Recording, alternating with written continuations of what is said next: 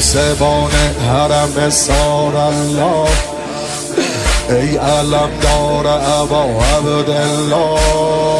بسم الله دور محمل قدم بزن، یا ابوالفضل علم بزن.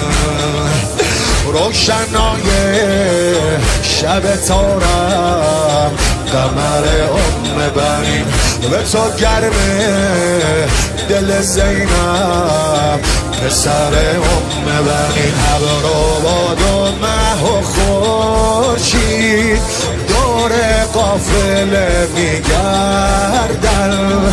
ابر و باد و مه و خورشید دور قافله میگردن. به خیمه های سار الله عرض ارادت میکردن.